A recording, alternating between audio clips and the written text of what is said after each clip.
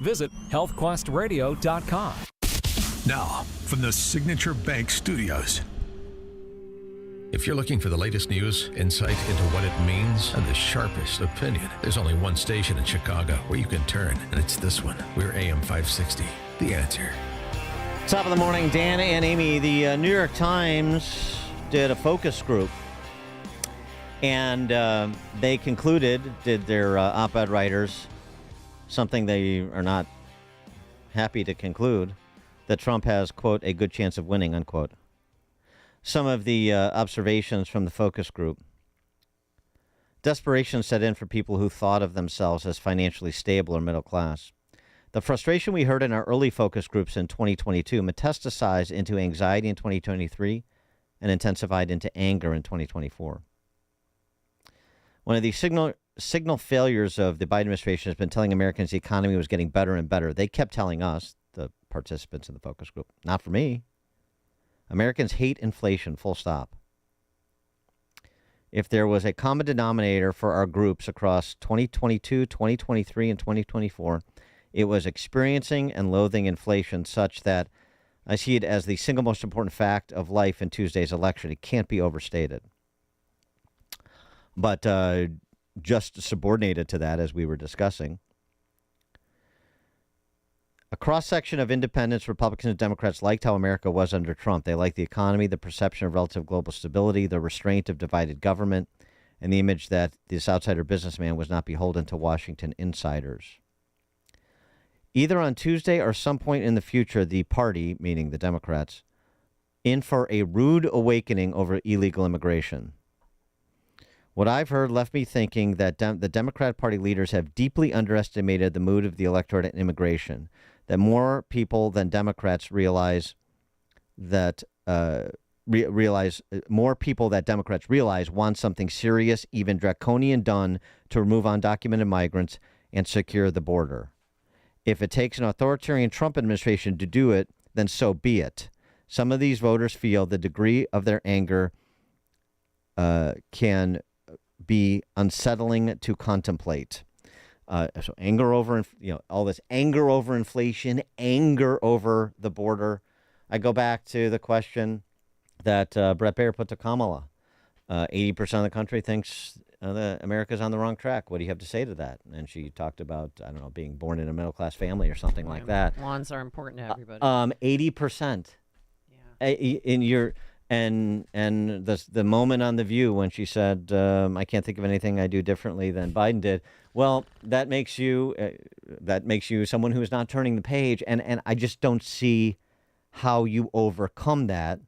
And I think, frankly, from the early voting totals that are rolling in, and Republicans now, dramatically improving their early vote operation from 2020, such that in 2020, Democrats were plus 15 points on early voting, and in 2024, it's dead even.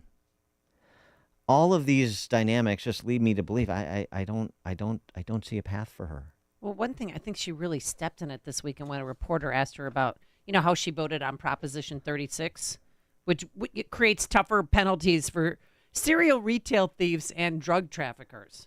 Okay, this is her answer because she had to vote by mail to California. Don't forget, she's from California, which is a horrible state. How did you vote on Prop 36? So my ballot is on its way to California, and I'm going to trust the system that it will arrive there. And I am not going to talk about the vote on that because, honestly, it's the Sunday before the election, and I don't intend to create an endorsement one way or another around it. No, of course, you don't want to influence. But I did vote. You don't want to Her influence silence people. means don't you think her silence means she voted against Prop 36? It doesn't really matter. It just speaks to the inauthenticity of her. I'm a prosecutor who's gone after international criminal gangs and so on and so forth. The whole thing is a mirage, and that's another reason. I mean, as I've said ad nauseum, unlike Obama, there is no art to her artifice. She can't pull this off. She's not good enough. We'll see if Jim Lee agrees. Jim Lee is a pollster and CEO of Susquehanna Polling and Research. Jim, thanks for joining us. Appreciate it. Sure thing, Dan. Amy? So give us your perspective on what the landscape tells us right now.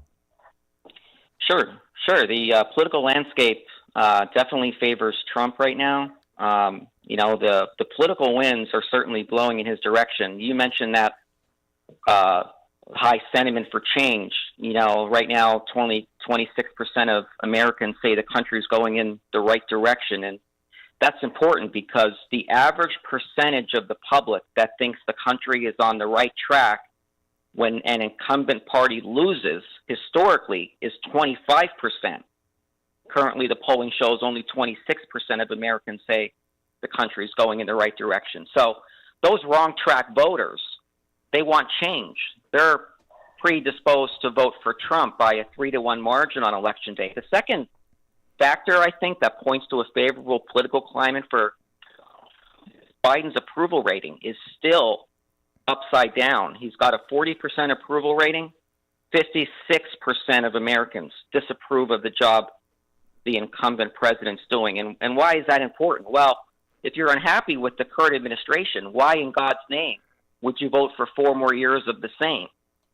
And history shows us prior presidents that had job approvals underwater, their successor was always a candidate of the opposite party. Example number 1, 1952, Harry Truman was underwater in job approval. Who was elected after him? Dwight Eisenhower, a Republican. 1968, Lyndon Johnson's approval rating was upside down. Who was elected in 68? Richard Nixon of the opposite party. In 2008, George W. Bush, approval rating upside down, negative territory.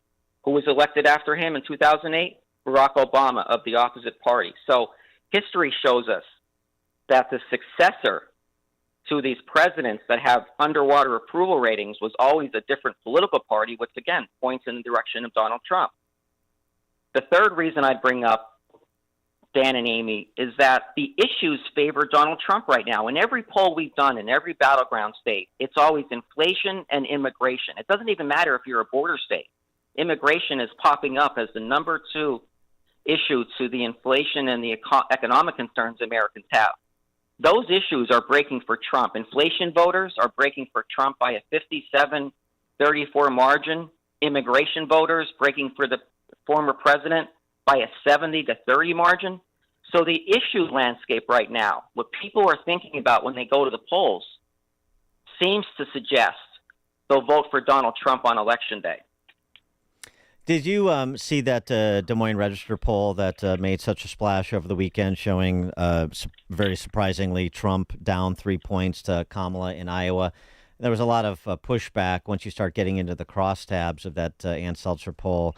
You find that her modeling of the electorate was difficult to believe it's reflective, anywhere near reflective of what the composition of the electorate will be in Iowa. Is that something that poll that should be dismissed? Yeah, that seems like it was definitely an outlier. I mean, the art of polling right now is such that you have to account for the shy Trump voter. There's still a suggestion and a plausible argument that many Trump voters still aren't responding to polls, and that he always overperforms the polling. So that's likely what will happen on Election Day is Trump will overperform that Iowa poll. I have a hard time believing that Iowa is shifting to the Democrat column. Josh Croshair of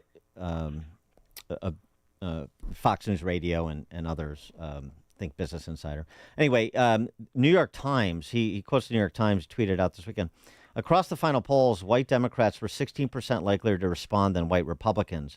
That's a larger disparity than our earlier polls this year, and it's not much better than our final polls in 2020, even with the pandemic over. It raises the possibility that the polls could underestimate Trump yet again, as you were saying. So there seems to be some agreement to your position. And where do we find Trump in those polls? Well, in a much better position. I mean, he's plus in the RCP average nationally on Kamala by a couple tenths of a point. Well, he was down more than 7 to Biden in 2020, and he was down at 3 or 4 to Hillary Clinton in 2016. So if those shy Trump voters are still that, a block, if you will, then it makes sense that not only would he overperform, but that there's a reason he was that he did a rally in Virginia. That maybe these states like Virginia, New Hampshire, even New Mexico are in play.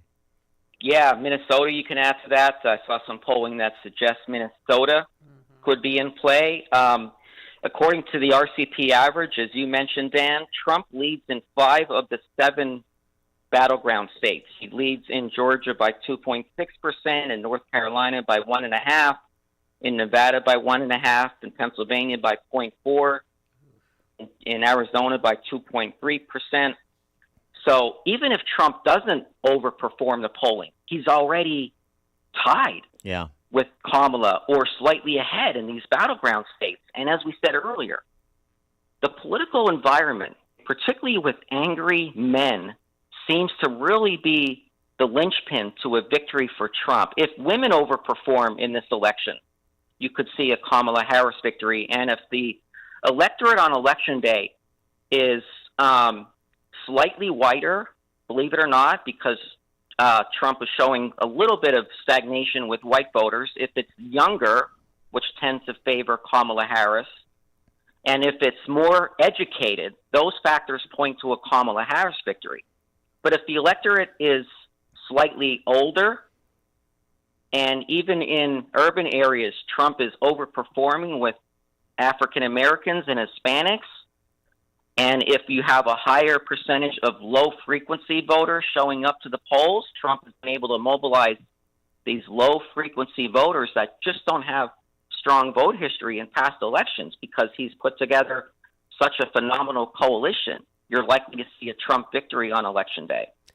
In Pennsylvania, I saw Musk tweeted this out too, the comparison 2020 to 2024 in the Delta vote. And I mean, even what you're saying in terms of Election Day turnout with such significant percentages of the early vote, he's 600,000 votes in a better positioned in Pennsylvania in 2024 after the early vote than he was in 2020. I mean, that is just a massive move, and we're seeing, not quite to that level, but similar dynamic in these other battleground states. Yeah, particularly in Pennsylvania, as you suggested, the Republicans have done enormous work to close the registration deficit. At one time in Pennsylvania, Democrats had a 750,000 vote advantage in raw registration numbers. That's up down, Dan, to 250,000. So it's almost a 50-50 state in party registration, which really means if the turnout is there for the Trump coalition, he ekes out a victory in Pennsylvania. He's also overperforming in the suburban collar counties around Philadelphia in our most recent poll. He's attracting. Sorry to interrupt, but are you also seeing what some were indicating over the last week or 10 days, which is not the black vote coming out of Philadelphia that Kamala needs? That's correct. It looks like there's low intensity for African Americans to vote this year, but even having said that, Democrat candidates have been slightly hemorrhaging support in urban cities like Philadelphia and Pittsburgh. So Kamala Harris needs to come out of Philadelphia with at least a 500,000 vote margin. Add to that the collar counties. She needs to have about a 750,000 vote margin coming out of suburban Philadelphia to offset the shellacking she's going to take in the rest of Pennsylvania, which is all Trump country. Well, tonight she's going to be with Lady Gaga and Oprah Winfrey in Philadelphia for her, closing campaign rally. Do celebrity endorsements do anything? I think they help with fundraising. Celebrity endorsements certainly add street cred to the candidates from a fundraising perspective, but they do very little in terms of mobilizing the vote. I mean, I think Taylor Swift did something a little unique, which was, encourage voters to register, people to register to vote when she came out for Kamala Harris. But I think the endorsement battle is probably a net wash because Trump has been able to, roll out endorsements of his own, whether it's, Joe Rogan on his podcast show.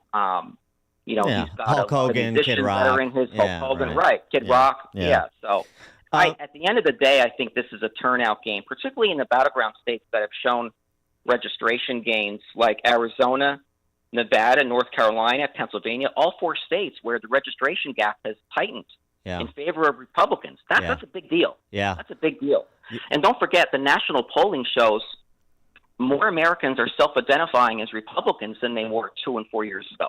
That seems to suggest, a pathway for Donald Trump, because that's a big deal. We track the percentage of Americans that self-identify as being Republican, Democrat, or Independent. 2 and 4 years ago, Democrats were leading in that question. Today, Republicans are leading in it. That's a big deal. And the enthusiasm gap, generally speaking, maybe across the battlegrounds or just nationally, is that still advantage Trump in terms of the enthusiasm of his base versus hers? I think it's tied. I really don't think Trump has the enthusiasm gap that he used to enjoy when Biden was in the race. Our polling shows Democrats just as enthusiastic to come out and vote against Trump as are Republicans coming out to vote for Donald Trump. So this really does come down to a turnout game. Mm-hmm. We do have polling that suggests Harris has got the advantage in states like Michigan, where 55% of registered voters in the state of Michigan are Democrats. That's just a tough blue wall state to crack. If he wins Michigan, he wins all of it. Jim Lee, pollster and CEO of Susquehanna Polling and Research. Jim, thanks so much for your time. Appreciate your insights. Oh, you're welcome. Have a great day, you guys. Yeah, thank you. And he joined us on our turnkey.pro answer line. There's only one radio show in Chicago talking about today's biggest stories and telling you what they really mean. That show is this one, Chicago's Morning Answer on AM 560, The Answer.